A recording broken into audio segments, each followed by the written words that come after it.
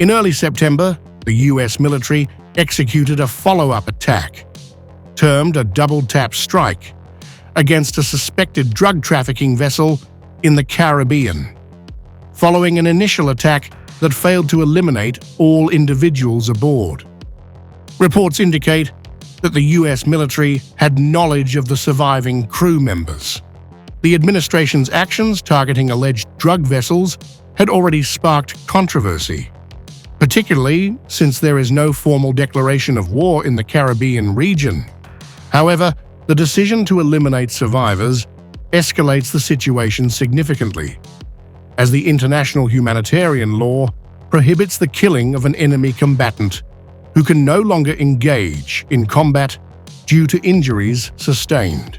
The act of killing shipwreck survivors is frequently cited as a quintessential example of an unlawful order and a war crime.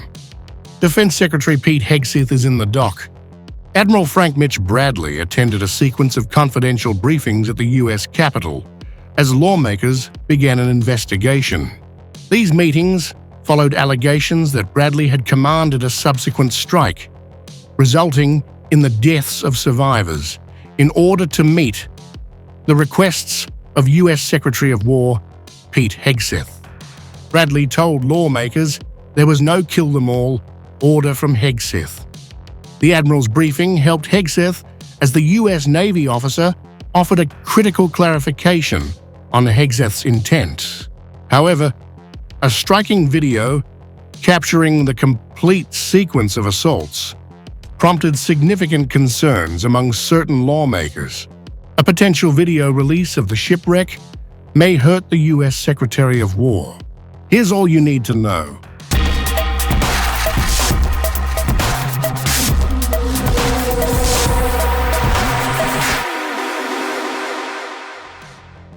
In a confidential session, Admiral Bradley addressed lawmakers while accompanied by General Dan Kane, the chairman of the Joint Chiefs of Staff.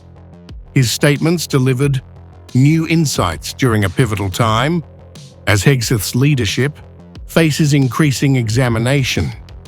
Connecticut Representative Jim Himes, the top Democrat on the House Intelligence Committee, said, "What I saw in that room was one of the most troubling things I've seen in my time in public service.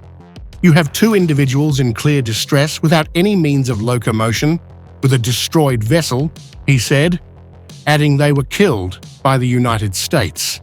Washington Representative Adam Smith, the top Democrat on the House Armed Services Committee, said the survivors were basically two shirtless people clinging to the bow of a capsized and inoperable boat, drifting in the water until the missiles come and kill them.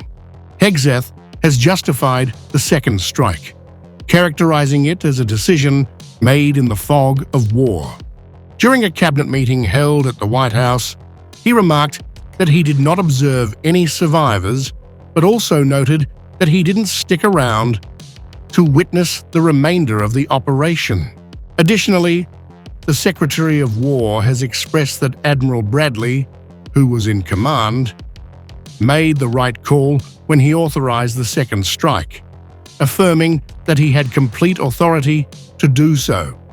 Donald Trump has expressed his backing for the release of the video documenting the second strike, following the Pentagon's precedent of sharing footage from various Caribbean operations in recent months.